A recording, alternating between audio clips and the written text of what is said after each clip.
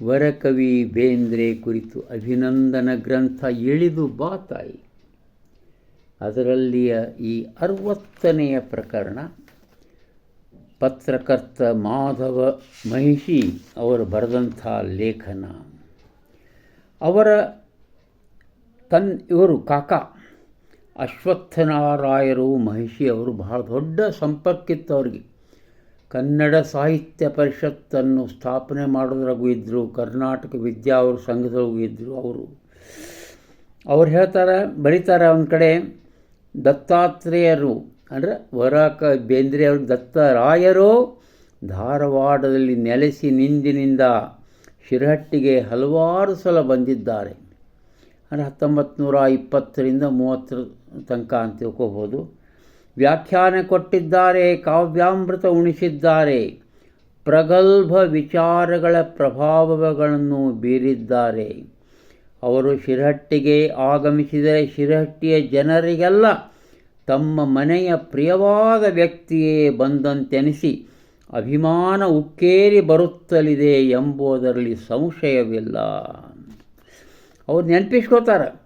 ಆ ಬೆಳಗಾವಿ ಸಾಹಿತ್ಯ ಸಮ್ಮೇಳನ 1929 ಹಕ್ಕಿ ಹಾರುತ್ತಿದೆ ನೋಡಿದಿರಾ, ಅದನ್ನು ನೆನೆಸ್ಕೋತಾರೆ. ಆಮೇಲೆ ಶಿವಮೊಗ್ಗ ಸಾಹಿತ್ಯ ಸಮ್ಮೇಳನದೊಳಗೆ ಅವ್ರು ಭಾಷಣ ಮಾಡಿದ್ದನ್ನು ನೆನೆಸ್ಕೋತಾರೆ.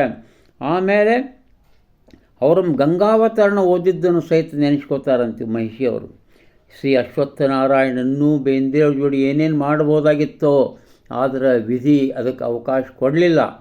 ಅವರು 12/4/1946 ಒಂದು ಬಸ್ ಆಕ್ಸಿಡೆಂಟಾಗಿ ಅವರು ತೀರ್ಕೊಂಡು ಹೋಗ್ಬಿಡ್ತಾರೆ, ವಿಧಿ ವಿಲಾಸ. ಆಮೇಲೆ 1941 ಏನಾಗಿಬಿಡ್ತದೆ ಅಂತಂದರೆ, ಶಿರಹಟ್ಟಿಯ ಲೋಕಮಾನ್ಯ ವಾಚನಾಲಯದ ಒಂದು ವಜ್ರ ಮಹೋತ್ಸವ ಆಗ್ತದೆ. ಒಂದು ದೊಡ್ಡ ಸಾಹಿತ್ಯ ಸಮ್ಮೇಳನವೇ. BM ಶ್ರೀಕಂಠಯ್ಯನವರು ಬಂದಿರ್ತಾರೆ, ಆಲೂರು ವೆಂಕಟರಾಯರು, ಬೆಟಗೇರಿ ಕೃಷ್ಣ ಶರ್ಮರು, ಬೇಂದ್ರೆಯವರು ಬಂದಿರ್ತಾರಂತ. ಮುಂದಿನ 44 ರಬಕವಿಯಲ್ಲೇ ಕನ್ನಡ ಸಾಹಿತ್ಯ ಸಮ್ಮೇಳನ ಆಗ್ತದೆ.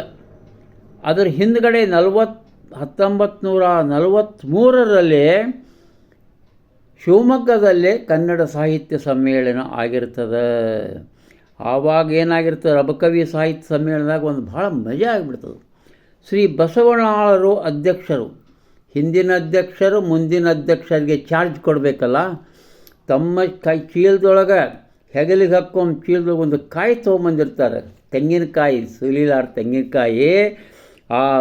ಅವರು ಬಸವಣ್ಣಾಳರಿಗೆ ತಮ್ಮ ಚಾರ್ಜ್ ಕೊಡಬೇಕಾದ್ರೆ ಅವರು ಎದ್ದು ಬಂದು ಆ ತೆಂಗಿನಕಾಯಿಯನ್ನು ಹಿಡಿದು ಅವರಿಗೆ ಅರ್ಪಣೆ ಮಾಡ್ತಾರಂತ. ಯಾರಿಗೆ? ಬಸವಣ್ಣನವರಿಗೆ ಕೊಟ್ಟು, ನನ್ನ ಸಾಹಿತ್ಯ ಸಮ್ಮೇಳನದ ಪದವಿ ನಿಮ್ಮದಾಯಿತು ಅಂಥೇಳಿ.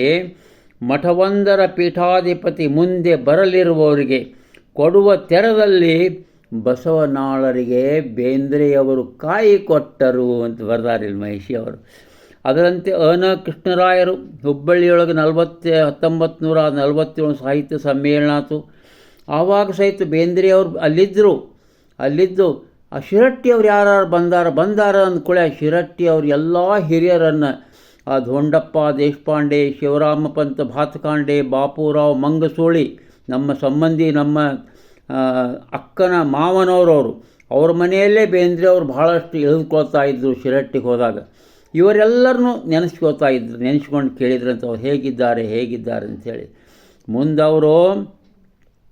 ಅವ್ರೇನು ಮಾಡ್ತಾರೆ ಗೊತ್ತಾ, ಇವರು ಒಂದು ಸರಿ ಅದು ಒಂದು ರನ್ನನ ಗದಾಯುದ್ಧದ ಕುರಿತಂಥ ಒಂದು ಚಿಕ್ಕ ಪ್ರಬಂಧ ಒಬ್ಬ ವಿದ್ಯಾರ್ಥಿ ಬರೆದಿದ್ದ. ಅದನ್ನು ಇವರು ಮಾಧವನವರ ಮಹಿಷಿಯವರು ಓದಲಿಕ್ಕೆ ಹೋದರು. ಎಲ್ಲಿ? ಸಾಂಗ್ಲಿ ವಿಲಿಂಗ್ಡನ್ ಕಾಲೇಜಿನಾಗ ಕಲಿಬೇಕಾರೆ. ಅಪ್ರಾತಪ್ರ ಓದಿಬಿಟ್ರಂತ.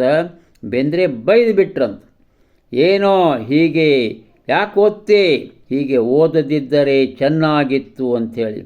ಮುಂದವ್ರಿಗೆ ಮಿರಾಜಕ್ಕೆ ಹೋಗಿ ಆ ಸೊಲ್ಲಾಪುರದ ಗಾಡಿ ಹತ್ತಿಸ್ಲಿಕ್ಕೆ ಹೋಗ್ಯಾರ. ಒಟ್ಟು ಏನೂ ಅನ್ನಿಲ್ಲ, ಪ್ರೀತಿಯಿಂದ ತಮ್ಮನ್ನು ನೋಡಿಕೊಂಡ್ರು ಅಂತ ಬರೀತಾರೆ ಮಹಿಷಿಯವರು. ಆಮೇಲೆ ಸಾಕಷ್ಟು ಸರಿ ಶಿರಹಟ್ಟಿಗೆ ಬಂದು ಹೋಗ್ತಾರೆ. ಶಿರಹಟ್ಟಿಗೆ ಹೋಗೋದು ಒಂದು ದೊಡ್ಡ ಸಾಹಸನೇ ಇತ್ತು 1960 ಪೂರ್ವದಲ್ಲಿ. ಅಲ್ಲಿ ಹುಡಿಯಬೇಕು, ಅಲ್ಲಿ ಬಸ್ ಹಿಡಿಬೇಕು, ಅಲ್ಲಿ ಹೋಗಬೇಕು, ಅಲ್ಲಿ ಮರಳಿ ಬರಬೇಕಾದ್ರೂ ಹಂಗೆ 2-3 ಕಡೆ ಚೇಂಜ್ ಮಾಡ್ಕೊತ ಹೋಗಬೇಕು. ಆ ಸಾಹಸ ಮಾತ್ರ ಭಾಳ ಅದ್ಭುತವಾಗಿ ವರ್ಣನ ಮಾಡ್ತಾ ಇರ್ತಾರಂತ ಬೇಂದ್ರೆಯವರು. ಆಮೇಲೆ ನೋಡ್ರಿ, 50 ವರ್ಷಕ್ಕಿಂತ ಮುಂಚೆ ಅವರು ಕನ್ನಡ ಸಾಹಿತ್ಯ ಸಮ್ಮೇಳನದ ಅಧ್ಯಕ್ಷರಾಗಿದ್ದರು. ಯಾರೋ ಬೇಂದ್ರೆಯವರೋ. ಆದರೆ ಮುಂದೆ ಅವ್ರಿಗೆ 70ನೇ ಜನ್ಮದಿನವನ್ನು ಶಿರಹಟ್ಟಿಯೊಳಗೆ ವಿಜೃಂಭಣೆಯಿಂದ ಆಚರಿಸಿದರು. ಅದೊಂದು ದೊಡ್ಡ ಹಬ್ಬ, ದೊಡ್ಡ ಸಂಭ್ರಮ ಆಗಿಬಿಟ್ಟಿತ್ತಂಥದ್ದು. ಅವರ 70ನೇ ವರ್ಷದ ಜನ್ಮದಿನ ಅದು ದೊಡ್ಡ ಸಂಭ್ರಮ ಆಗಿಬಿಟ್ಟಿತ್ತು. ಆ ಸಂಭ್ರಮಕ್ಕೆ ಉದ್ಘಾಟನೆ ನ್ಯಾಯಮೂರ್ತಿ ತುಕೋಳವ್ರು ಮಾಡ್ಯಾರ. ಆಮೇಲೆ ನ್ಯಾಯಮೂರ್ತಿ ತುಕೋಳ್ನವರು ಅಧ್ಯಕ್ಷರು ಮುಖ್ಯಮಂತ್ರಿ ನಿಜಲಿಂಗಪ್ಪನವರು. ನ್ಯಾಯಮೂರ್ತಿ ತುಕೋಳವರು ಅದರ ಒಂದು ಅಧ್ಯಕ್ಷರಾಗಿದ್ದರು. ಆಮೇಲೆ ನೋಡ್ರಿ, ಆವಾಗ ಅವ್ರು ಬೇಂದ್ರೆ ಮಾತಾಡ್ಕೋತ ಏನೋ ಅಂದ್ಬಿಟ್ರಂತ. ಎಲ್ಲರೂ ಭಾಳ ಸಂತೋಷವಾಗಿದ್ದಾಗ ಬೇಂದ್ರೆ ಅವರೊಂದು ಮಾತಂತಾರೆ ನೋಡ್ರಿ, ಈ ಸಭಾಧ್ಯಕ್ಷರು ತುಕೋಳರು ಜೈನರು, ನಮ್ಮ ಉದ್ಘಾಟಕ ನಿಜಲಿಂಗಪ್ಪನವರು ಲಿಂಗಾಯತರು, ನಾನು ಬ್ರಾಹ್ಮಣ. ಆದರೆ ನಮ್ಮ ಧರ್ಮಗಳನ್ನು ನಾವೆಲ್ಲ ಮನೆಯಲ್ಲಿ ಕಟ್ಟಿಟ್ಟು ಬಂದಿದ್ದೇವೆ. ಇಲ್ಲಿ ನಮಗೆಲ್ಲ ಇರುವುದು ಮನುಷ್ಯ ಧರ್ಮ ಒಂದೇ, ವಿಶ್ವಮಾನವ ಮನುಷ್ಯ ಧರ್ಮ ಒಂದೇ ಅಂತ ಹೇಳ್ತಾರೆ. ಅದು ಎಷ್ಟೋ ಮಂದಿ ಟೀಕಾ ಮಾಡ್ತಾರಂತ ಅದ್ರ ಬಗ್ಗೆ. ಇದು ನಿಜವಾಗಲೂ ಒಂದು ಖೇದಕರ ವಿಷಯ. ಮನುಷ್ಯ ಧರ್ಮವನ್ನು ಆಚರಿಸಬೇಕು. ಹೊರಗಡೆ ನಿಮ್ಮ ಮನೆಯೊಳಗೆ ಹೊಸ್ತಲದೊಳಗೆ ನಿಮ್ಮ ಧರ್ಮ, ಹೊರಗೆ ಬಂದ ಕೂಡಲೇ ಮನುಷ್ಯ ಧರ್ಮ ಇರಬೇಕು ಅಂಥೇಳಿ ಬೇಂದ್ರೆ ಅವರು ಯಾವಾಗಾದ್ರೂ ಹೇಳ್ತಾ ಇದ್ರು ಅಂತ ನಾ ಕೇಳಿದ್ದೆ. ಆಮೇಲೆ ಆ ಶಿರಹಟ್ಟಿ ನಾಗರಿಕರು ಎಷ್ಟು ಸಂತೋಷ ಪಡ್ತಿದ್ರು ಅವ್ರು ಬಂದಾಗಂದ್ರೆ, ಅಲ್ಲಿ ಏನಾದರೂ ಮಾಡಬೇಕು ಅಂತ. ಬೇಂದ್ರೆ ಭವನ ಕಟ್ಟಬೇಕು, ಬೇಂದ್ರೆಯವರ ಪೂರ್ವಜರ ಮನೆಯನ್ನು ರಿಪೇರಿ ಮಾಡಿ ಅದನ್ನು ಸರಿಯಾಗಿ ಇಡಬೇಕೆಲ್ಲ ಮಾಡಿದ್ರಂತೆ. ಅವತ್ತು ಆ ಸಭೆಯೊಳಗೆ ಎಲ್ಲ ಹೇಳಿದರು, ಇಂದಿನವರೆಗೂ ಯಾವ ಕಾರ್ಯಗಳು ಆಗಿಲ್ಲ ಅಂತ ವಿಷಾದ ವ್ಯಕ್ತಪಡಿಸ್ತಾರೆ ಮಾಧವನ ಮಹಿಷಿ ಅವರು 1976ರಲ್ಲಿ. ಇವತ್ತಿಗೂ ಏನು ಆಗಂಗಿಲ್ಲ. ಆಮೇಲೆ ನೋಡ್ರಿ, ಬೇಂದ್ರೆಯವರು ಎಷ್ಟೋ ಮಾತಿನೊಳಗೆ ಎಷ್ಟೋ ಸರಿ ವಾದ ವಿವಾದಗಳಿಗೆ ಒಳಪಡ್ತಾ ಇದ್ದರು. ಹೌದು, ಆಗಲೇ ಹೇಳಿದ್ನಲ್ಲ, ವಾದ ವಿವಾದಗಳಿಗೆ ಹೇಳ್ತಾ ಇದ್ದರು. ಆದರೆ ಅವರಲ್ಲಿ ಅಂಬಿಕಾ ತನಯ ಮಾತ್ರ ಯಾವುದೇ ಬಾಧೆಯನ್ನು ಪಡುತ್ತಿರಲಿಲ್ಲ, ಅವಾಗ ಯಾವುದೇ ಬಾಧೆ ತಡುತ್ತಿರಲಿಲ್ಲ. ಲೌಕಿಕದಲ್ಲಿದ್ದು ಅದನ್ನು ಮೀರಿ ನಿಂತ ಅಪೂರ್ವ ಚೇತನ ವರಕವಿ ಬೇಂದ್ರೆಯವರು. ಅವರ ಲೌಕಿಕ ವ್ಯಾಪಾರಿಗಳಿಗೆ ಕಡಿಮೆ ಇದ್ದಿದ್ದಿಲ್ಲ, ಬೇಕಾದಷ್ಟಿತ್ತು.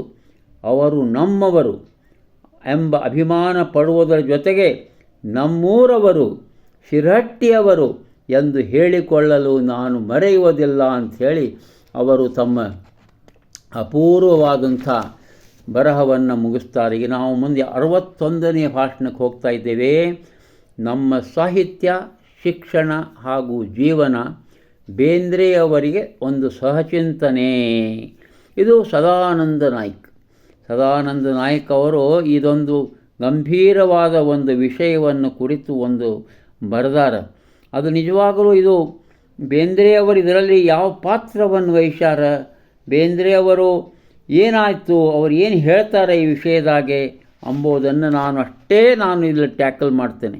ಯಾಕಂತಂದರೆ ಇಲ್ಲಿ ಸಾಕಷ್ಟು ಉತ್ತಮವಾದಂಥ ಒಂದು ವಿಚಾರಗಳನ್ನು, ಆಲೋಚನೆಗಳನ್ನು ಸದಾನಂದ ನಾಯ್ಕ್ ಅವರು ಇಲ್ಲಿ ಇಟ್ಟಾರ. ನಮ್ಮ ಸಾಹಿತ್ಯವೆಂದರೇನು, ನಮ್ಮ ಶಿಕ್ಷಣವೆಂದರೇನು, ನಮ್ಮ ಜೀವನವೆಂದರೇನು ಅಂಥೇಳಿ ಅವರು ಬೇಂದ್ರೆಯವ್ರ ಜೋಡಿ ಕೂತು ಮಾತನಾಡಿದಾಗ ಅವರು ಹೇಳ್ತಾರೆ, ಬೇಂದ್ರೆಯವರ ಕಾವ್ಯದ ನಿಲುವು ಏನಪ್ಪ ಇದು ಅಂಥೇಳಿ ಹೇಳ್ತಾರೆ. ಅವರು ಬೇಂದ್ರೆಯವರು ವೈದಿಕ ವಿದ್ವಾಂಸರು, ಹೌದಲ್ಲ, ರಹಸ್ಯ ವೈದಿಕವನ್ನು ಬಲ್ಲವರಾಗಿದ್ದರು. ಆಮೇಲೆ ಅದಕ್ಕಿಂತ ಹೆಚ್ಚಿಗೆ ಅವ್ರು ಏನಂತಾರಂತಂದರೆ, ಬೇಂದ್ರೆಯವರು ಅದು ಬೇಕೋ ಇದು ಬೇಕೋ ಅಂಥೇಳಿ ಪ್ರಶ್ನೆ ಮಾಡಿ ಖಚಿತವಾಗಿ ನಿರ್ಧಾರ ಮಾಡ್ತಾ ಇದ್ದಾರೆ ಅಂತ ಬಳಿತಾರೆ. ಆಮೇಲೆ ನೋಡಿ, ಇದು ಅದ್ಭುತವಾದಂಥ ಒಂದು ಗಂಭೀರವಾದಂಥ ಲೇಖನ ಇದು ಸದಾನಂದ ನಾಯ್ಕನೆಯವ್ರದ್ದು. ಏನಪ್ಪ ಬೇಂದ್ರೆಯವರೊಂದು ಸಿದ್ಧಾಂತ ಇಲ್ಲಿ ಬೆಳೆಸ್ಯಾರ. ಏನಪ್ಪ ಅಂತಂದರೆ ಅವರಿಗೆ ಏನು ಹೇಳಬೇಕು ಇಂಥ ವಿಚಾರದಾಗ ಎಂಬುದಾಗ ಅರ್ಥ ಆಗ್ತಿದ್ದಿಲ್ಲ. ಆದರೂ ಅವ್ರು ಏನು ಹೇಳಿದರು ಎಂಬುದು ಸಾಕಷ್ಟು ಜನರಿಗೆ ಅರ್ಥ ಆಗ್ತಿದ್ದಿಲ್ಲ ಅಂಥೇಳಿ ಬರೀತಾರೆ. ನಮಸ್ಕಾರ.